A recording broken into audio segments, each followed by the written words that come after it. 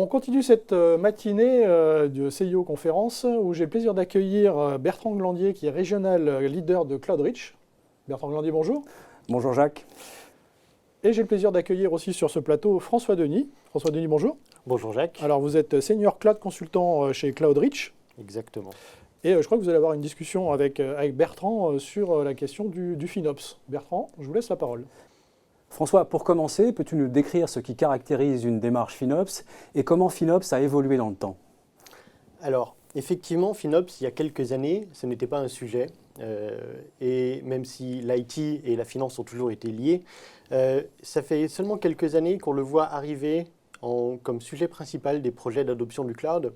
Et aujourd'hui, chez Cloudreach, nous accompagnons nos clients.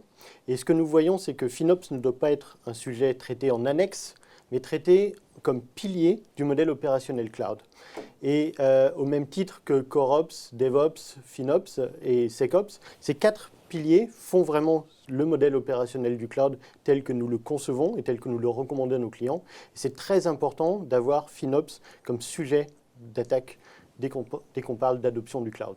D'accord, donc on voit bien que FinOps est aujourd'hui au cœur des préoccupations des décideurs. Tu as aidé plusieurs de nos clients à mettre en œuvre une démarche FinOps. Quelles sont pour toi les clés du succès? Quels sont les principaux points d'attention?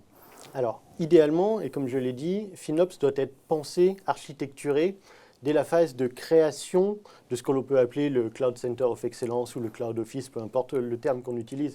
Mais c'est vraiment quelque chose qui doit être pensé dès le départ, une équipe dédiée. Et au cœur, bien sûr, des projets d'adoption du cloud, on retrouve les applications, qui sont elles-mêmes au cœur de la vie de l'entreprise aujourd'hui. Et un modèle opérationnel avec du FinOps intégré va permettre pour ces applications, dès le départ, de prendre en compte l'aspect financier dans la conception de l'application, mais aussi de suivre les indicateurs pendant la phase de run de l'application, et bien sûr d'optimiser au fil de l'eau tout ce qui concerne en fait la finance. Il faut garder en tête que FinOps agit comme un pont entre la technologie et la finance. Et à ce titre, les équipes FinOps, les personnes qui font du FinOps, doivent savoir parler les deux langages, voire même créer un langage commun à ces deux entités. Et je tiens à le rappeler, et c'est vraiment, je voudrais insister là-dessus, FinOps n'est pas là pour baisser à tout prix les coûts. FinOps est là pour être le garant de l'optimisation financière. Et à ce titre, ça va passer par plusieurs actions. La première, c'est assurer la transparence des coûts et communiquer ceci à toutes les équipes concernées au fur et à mesure de la vie du projet d'une application. Donc les équipes techniques, les équipes finances, mais aussi et surtout les décideurs, le management, qui eux, pour la première fois peut-être, auront une visibilité du coût de chacune des applications et pas du coût global de leur infrastructure IT. Toujours, le FinOps doit aussi faire une veille pour pouvoir déceler les éventuels écarts de consommation et mettre un frein là où c'est nécessaire. Aussi, il est aussi important que FinOps ne soit pas qu'un garde-fou, mais aussi une force de proposition pour pouvoir être en veille technologique permanente, pour pouvoir présenter ce qui se fait de mieux et ce qui peut aider les équipes techniques d'un point de vue performance, mais d'un point de vue financier, pour optimiser les applications. Et dernier point sur lequel on va revenir un petit peu par la suite, c'est qu'une équipe FinOps, vu qu'elle va interagir de manière très étroite avec les équipes techniques, elle va permettre de créer des indicateurs, des KPI spécifiques à FinOps pour l'application dédiée, vraiment suivant les spécificités de l'application. D'accord, donc pour prolonger ce que tu viens de dire sur l'application, est-ce que tu peux nous donner un exemple très concret d'application de FinOps au niveau applicatif, François? Alors, oui, bien sûr. Alors, tout d'abord, je souhaiterais dire que la création d'une nouvelle entité, qu'elle soit FinOps ou qu'elle soit autre, elle doit toujours répondre à des besoins business. Et à ce titre, il faut être sûr de ce que peut apporter la création d'une équipe FinOps, parce que ce n'est pas anodin, dans l'entreprise. Et au-delà des simples chiffres, ce que va permettre FinOps, c'est vraiment de garantir que l'innovation et la performance seront là à un coût maîtrisé. On va prendre un exemple comme tu me l'as demandé. Une entreprise qui fait de la vente en ligne. au cœur des préoccupations et l'expérience client, que ce soit sur la partie, sur l'expérience de vente en ligne, mais aussi sur les délais d'expédition, les communications avec le service client, etc., la réactivité. Tout ça, bien sûr, c'est hébergé, dans notre cas d'exemple, c'est hébergé dans le cloud, dans une multitude d'applications. À la question combien coûtent ces applications, il est parfois difficile de répondre. Et encore plus, ce qui est encore plus difficile, c'est de corréler le coût des applications avec le gain potentiel pour l'entreprise, avec le chiffre d'affaires, avec le revenu. Et c'est là qu'une practice FinOps va aider.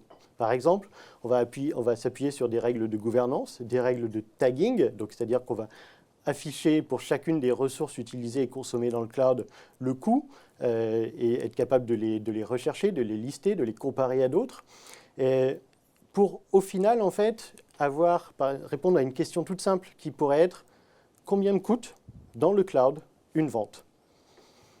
Et donc justement, François, comment obtenir une cartographie des coûts applicatifs pour à la fois comprendre et décider? Quels sont les outils que tu utilises toi dans tes projets? Alors, il y a une multitude d'outils. Ça peut être des applications tierces que l'on installe qui permettent de remonter les coûts, ça c'est très intéressant. Mais là, je voudrais faire un petit point d'attention sur un outil qui est d'apparence très simple, mais qui est vraiment très puissant dans la prise de décision, dans l'aide à la prise de décision. Imaginons qu'on va créer, comme c'est présenté sur le slide ici, un graphique en mettant en relation la criticité pour l'entreprise, la criticité business et le coût de l'application. Donc on va avoir un graphique avec des points qui correspondent à ces applications. À partir de ce graphique, donc on peut imaginer qu'une application par exemple critique pour l'entreprise, on lui dédie un certain nombre de ressources financières, mais aussi c'est l'application sur laquelle il y a le plus de travail à faire en termes d'optimisation, car si elle est critique, elle rapporte peut-être de l'argent, elle rapporte certainement de l'argent. Mais plus on va pouvoir économiser sur cette application, plus on va pouvoir gagner de l'argent. A contrario, une application beaucoup moins critique, dont on s'aperçoit qu'elle consomme énormément de ressources. Donc dans le cloud, ça veut dire dépenser énormément d'argent. Il n'y a pas de réponse toute faite à cette question-là, mais qu'est-ce qu'on va pouvoir faire avec cette application? Est-ce qu'on va la laisser telle qu'elle? Est-ce qu'on va l'optimiser? Voilà. C'est ce genre de graphique qui permet, en fait, dès le départ, d'avoir une bonne vue des actions à mener par l'équipe FinOps pour promouvoir l'innovation. Car vraiment, le message, ce qui est très important de voir, c'est FinOps, oui, mais FinOps pourquoi? FinOps pour promouvoir l'innovation, puis FinOps pour que l'entreprise soit plus performante. Et l'entreprise performante, elle va passer par des applications plus performantes, optimisées. Et voilà, c'est vraiment ça. Et à partir de là, en fait, on peut imaginer tout un tas d'autres actions qui vont être faites par l'équipe FinOps, telles que l'automatisation, l'arrêt des services non essentiels en heures creuses, l'arrêt des services de développement et de tests hors heures ouvrées. Donc toutes ces choses-là, en fait, c'est vraiment un ensemble de choses qui vont découler, un ensemble d'actions et d'outils qui vont découler de ce graphique qu'on va faire et qui est vraiment la première chose à faire que je conseille de faire quand on met en place une stratégie FinOps et une équipe FinOps. Merci François pour ce retour d'expérience très concret sur FinOps. Pour conclure, est-ce que tu peux nous dire quelques mots sur la seconde vidéo que tu as préparée pour l'événement? Alors, oui, bien sûr. Dans la seconde vidéo, je vais m'intéresser en fait d'une manière d'une vue d'hélicoptère sur l'ensemble des piliers qui fait une practice FinOps, ce sur quoi la practice FinOps va se baser, mais également quels sont les outils, quelles sont les actions que vont faire au jour le jour une practice FinOps pour donner à nos auditeurs en fait une vue d'ensemble de ce qu'est une practice FinOps dans un environnement d'adoption du cloud. Alors juste avant de regarder cette deuxième vidéo et de conclure cet échange, j'avais une petite question en vous attendant, enfin j'en ai plusieurs, mais j'en ai une en particulier. Vous avez évoqué le langage commun de la personne ou de l'équipe qui va être chargée du FinOps. Une question qu'on s'est posée pendant on a réalisé une étude où on voit que là, par exemple, les relations entre DSI et les achats sont toujours très, très compliquées.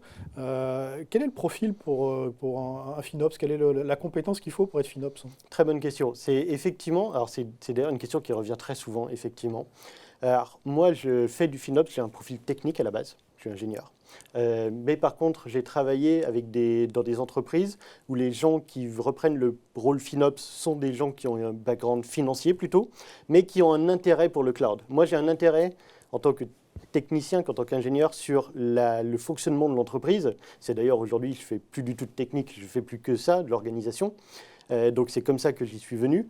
Mais effectivement, la personne qui a un background financier et qui a un intérêt technique, une connaissance, un vernis, voilà, ça peut faire partie. Mais il y a quand même quelque chose qui est important, c'est que quand je parlais de la façon dont on peut, dont on peut faire du suivi, faire de la veille, ça, c'est des gens qui ont un background technique assez fort. Parce qu'il faut être à même de faire des recommandations, faire de l'évangélisation auprès des équipes techniques.